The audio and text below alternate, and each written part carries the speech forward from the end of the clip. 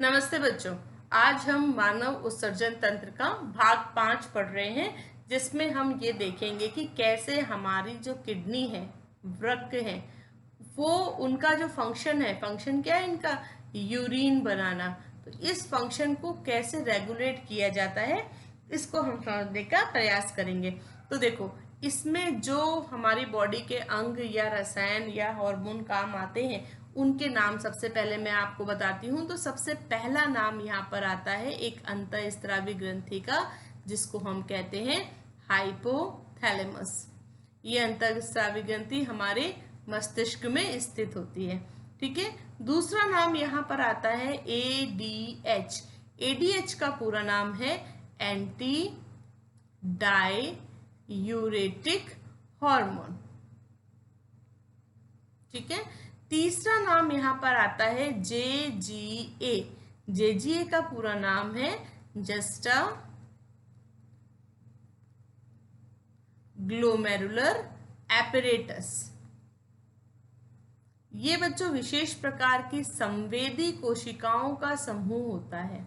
संवेदी कोशिकाएं होती हैं, ये इनका समूह होता है और ये 2 जगह पर स्थित होती हैं। इसकी लोकेशन देखेंगे, ये हमारा वुमेन कैप्सूल है, ये हमारा पीसीटी, ये हैनलेज लूप, ये डीसीटी और ये हमारी संग्रह नलिका। ठीक है। ये हैनलेज लूप, ये डीसीटी और ये संग्रह नलिका। अब देखो, संग्रह यहाँ पर जो हमारा वुमेन कैप्सूल है, इसमें ये आ रही है अभिवाही धमनिका, ब्लड को लेके, और ये जा रही है अपवाही धमनिका। ये हमारा कोशिका गुच्छ या ग्लोमेरुलस। तो ये कोशिकाएं कहाँ स्थित है, इनकी लोकेशन देखना आप। नंबर 1, कुछ संवेदी कोशिकाएं अभिवाही धमनिका के पास में ऐसे स्थित होती हैं, और इसी तरह से कुछ कोशिकाएं डीसीटी दूरस्थ कुंडलित नलिका के पास उपस्थित होती हैं। ये जो संवेदी कोशिकाएं हैं, ये मिलकर बनाती हैं जस्टा ग्लोमेरुलर एपरेटस। तो ये भी यूरिन के फॉर्मेशन में या किडनी के फंक्शन में महत्वपूर्ण भूमिका निभाता है। और 4th यहाँ पर हम पढ़ेंगे हमारा हृदय किस तरह से किडनी के फंक्शन को रेगुलेट कर रहा है। क्लियर। तो चलो इन चारों की डिटेल हम पढ़ते हैं। तो सबसे पहला पॉइंट मैं ले रही हूँ हाइपोथैलेमस का। तो बच्चों, हमारा जो हाइपोथैलेमस है, उसमें कुछ विशेष प्रकार के रिसेप्टर्स होते हैं जो संवेदों को ग्रहण करते हैं। इनको हम कहते हैं ऑस्मो रिसेप्टर्स। ये ऑस्मो रिसेप्टर्स 2 चीजों को ऑब्जर्व करते हैं, 2 चीजों का पता लगाते हैं। पहला, अगर हमारे रक्त के आयतन में परिवर्तन, और या फिर हमारे रक्त के अंदर उपस्थित आयनों की सांद्रता में कुछ परिवर्तन आता है, आयनिक सांद्रता। तो अगर रक्त के आयतन या आयनिक सांद्रता में कुछ भी परिवर्तन आता है, तो ये ऑस्मो रिसेप्टर्स जो कहाँ उपस्थित है, हाइपोथैलेमस में उपस्थित है। तो ये इसको पता लगा लेते हैं, और पता लगाने के बाद ये हमारे किडनी या वृक्क को इसकी सूचना देते हैं। तो फिर किडनी उस हिसाब से काम करती है। देखो कैसे काम करती है, मैं पहले आपको बिल्कुल सिंपल एग्जांपल देती हूँ। अगर मानो हमारे ब्लड के अंदर, रक्त के अंदर पानी की मात्रा कम हो गई, उनके अंदर पानी की मात्रा कम हो गई, तो अब किडनी को क्या करना चाहिए, हमारे वृक्क को क्या करना चाहिए कि उसको यूरिन कम बनाना चाहिए, ताकि यूरिन के माध्यम से पानी का और नुकसान नहीं हो। ठीक है। तो रक्त के अंदर पानी की मात्रा कम हो गई, तो हमारा जो वृक्क है वो भी क्या करेगा, कम काम करेगा। कुल मिला के कैसे कम काम करेगा, वो पानी को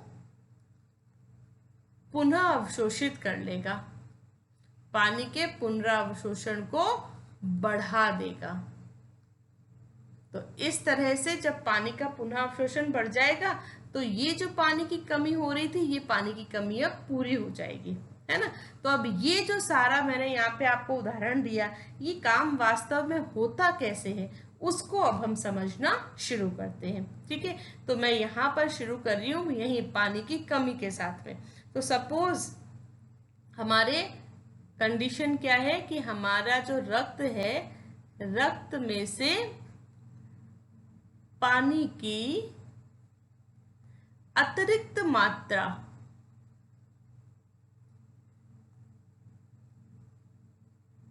बाहर निकल गई है। ठीक है, अतिरिक्त मात्रा बाहर निकल रही है।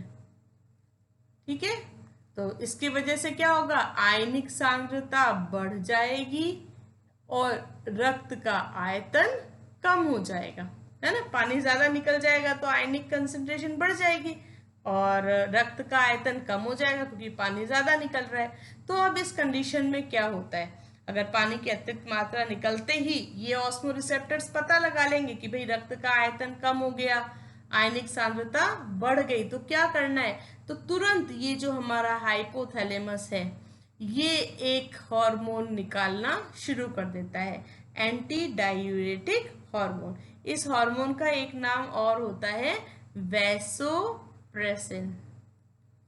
अब ये हार्मोन क्या करेगा, कैसे पानी को रोकेगा, तो ये हार्मोन हमारे नेफ्रॉन यानी कि वृक्क नलिका के पिछले भाग में काम करेगा।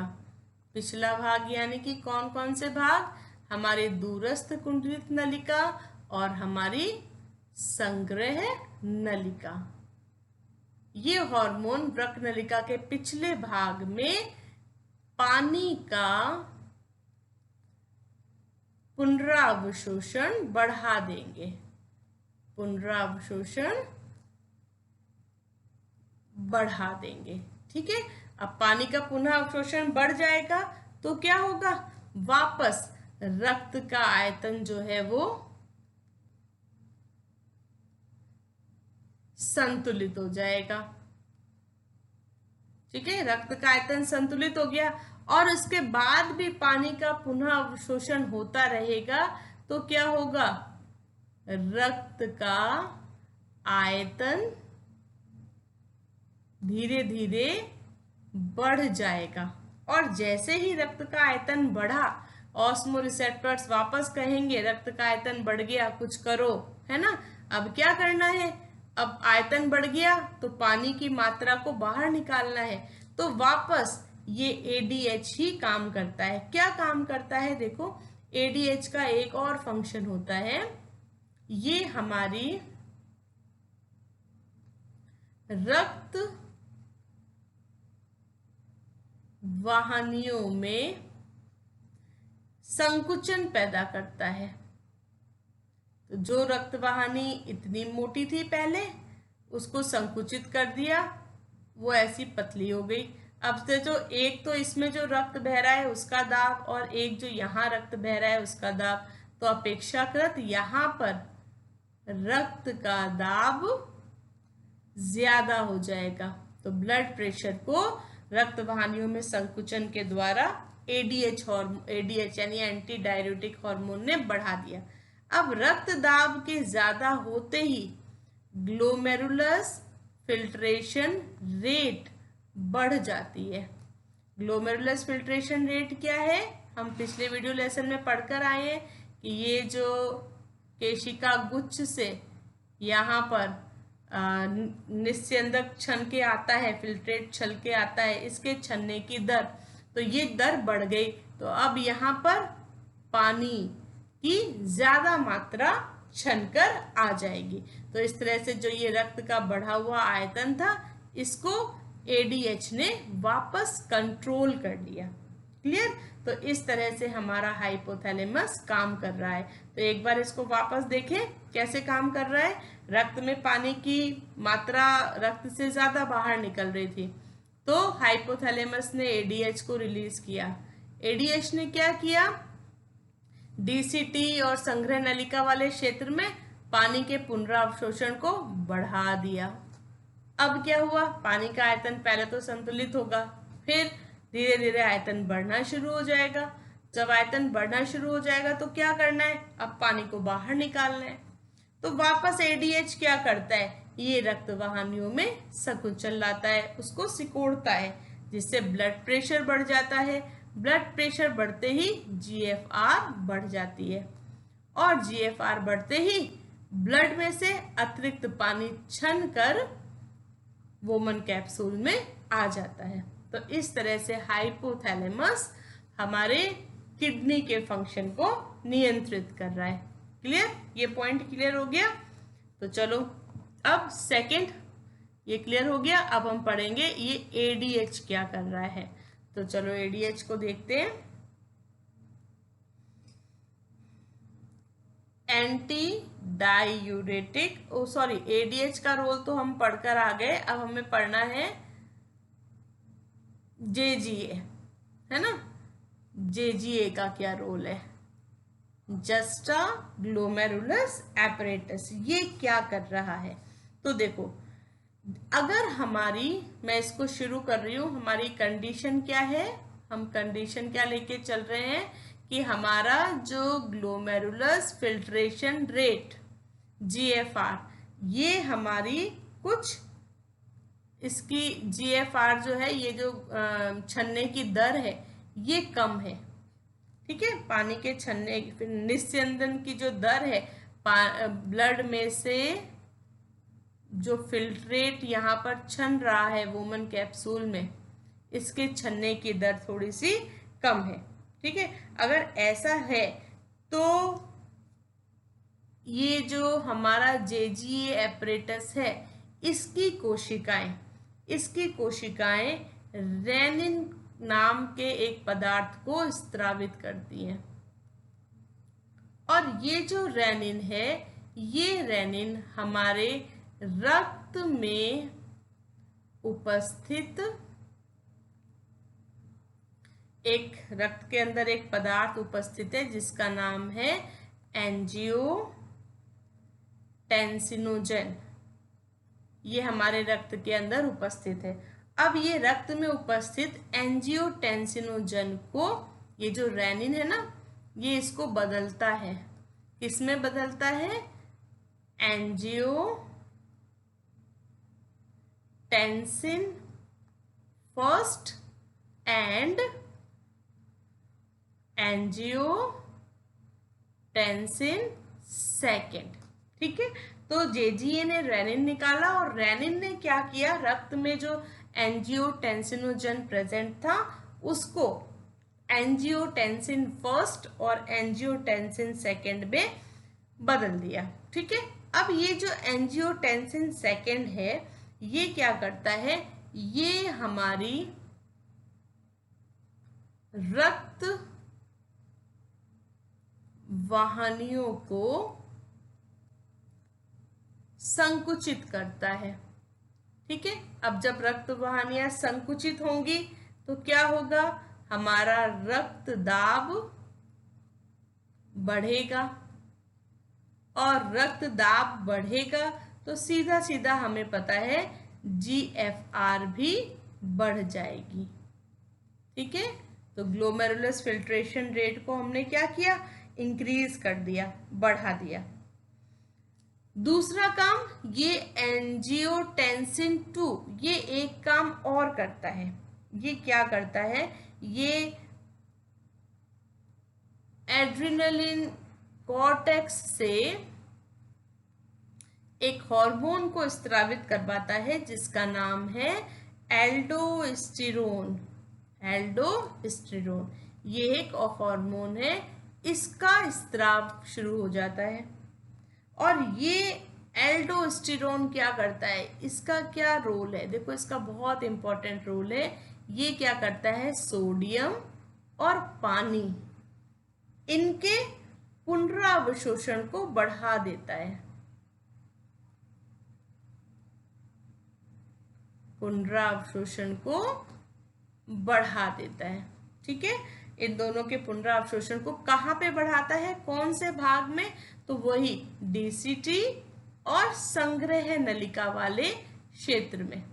तो यहाँ पर जो पानी का पुनरावशोषण है उसको ये बढ़ाना शुरू कर देता है। ठीक है, तो ये जो पूरी क्रिया है ये कौन कर रहा है, ये जेजीए कर रहा है। जेजीए ने एक हार्मोन निकाला है रेनिन, और रेनिन ने किसको एक्टिवेट कर दिया, एंजियोटेंसिनोजेन को। एंजियोटेंसिनोजेन से उसने एंजियोटेंसिनोजेन 1 और 2 बना दिया, और 2 ने 2 काम कर दिए। पहला काम तो उसने ब्लड प्रेशर बढ़ा के जीएफआर बढ़ा दिया, जिससे पानी छन्ना ज्यादा शुरू हो गया। और दूसरा काम क्या किया उसने, उसको कंट्रोल करने के लिए एल्डोस्टेरोन हार्मोन स्रावित कर दिया, और पानी के पुनरावशोषण को भी कंट्रोल करना शुरू कर दिया। क्लियर, तो ये फंक्शन था हमारा जेजीए का। तो ये तीनों क्लियर हो गए।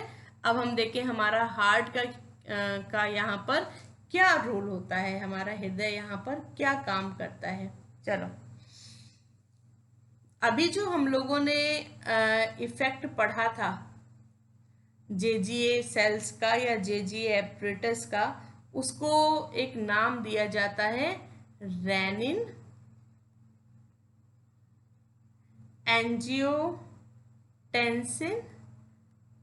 क्रियाविधि, क्योंकि ये इन दोनों हार्मोन के कारण हो रही थी, इसलिए इसको ये नाम दिया जाता है। ठीक है, अब देखो, अब हम बात करेंगे हमारे हार्ट की, कि हमारा जो हृदय है वो हमारे किडनी को कैसे प्रभावित करता है। तो देखो, अगर हमारी धमनियों में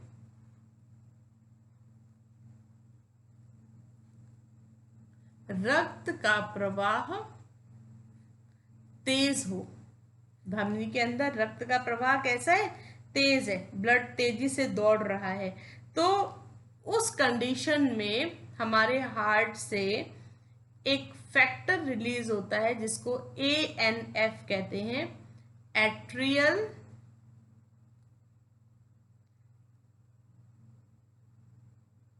natriuretic factor, atrial natriuretic factor. ये फैक्टर क्या करता है, ये फैक्टर, ये जो इसका एंजियोटेंसिन का काम था ना, ये इसका बिल्कुल उल्टा करता है।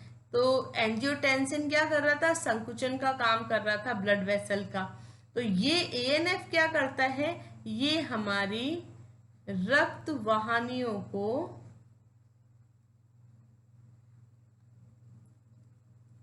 विश्राम अवस्था में लाता है ना, यानी उसमें जो संकुचन है उसको खत्म कर देता है।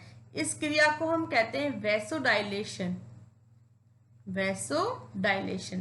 तो अब रक्त वाहिनियां वापस विश्राम अवस्था में आ जाती हैं, डायलेशन हो जाता है रक्त वाहिनियों का, और इससे क्या होगा, जो बढ़ा हुआ रक्त दाब है वो कम हो जाएगा। तो रक्त दाब को ये क्या करेगी, कम करेगी। वैसोडाइलेशन से रक्त दाब कम हो जाएगा, तो रक्त दाब कम हो जाएगा, तो ये बिल्कुल इसकी विपरीत क्रिया हो गई है ना। जहां पर एंजियोटेंसिन ब्लड प्रेशर को बढ़ा रहा है, तो ANF ब्लड प्रेशर को कम कर रहा है। जैसे ही ब्लड प्रेशर कम होगा, वैसे ही रक्त के छन्ने की जो दर है GFR वो भी कम हो जाएगी। तो इस तरह से हमारा हृदय भी हमारी किडनी के फंक्शन को नियंत्रित करता है। तो ये था बच्चों हमारा आज का टॉपिक कि किस तरह से हमारी किडनी का रेगुलेशन होता है। इसमें हमने रोल पढ़ा हाइपोथैलेमस का। हाइपोथैलेमस से ये हार्मोन निकलता है, एंटी डाययूरेटिक हार्मोन। फिर ये कुछ कोशिकाएं हैं जो मिलकर एक एपरेटस या उपकरण बना रही हैं, जस्टा ग्लोमेरुलर एपरेटस। तो ये संवेदी कोशिकाएं भी हमारी किडनी को प्रभावित करती हैं, और हमारा हृदय भी हमारी किडनी की क्रियाविधि को प्रभावित करता है। तो आशा करती हूँ आपको ये वीडियो समझ में आया होगा। अगर कोई प्रॉब्लम हो तो कमेंट बॉक्स में आप क्वेश्चन छोड़ सकते हैं। मिलते हैं नेक्स्ट वीडियो लेसन में।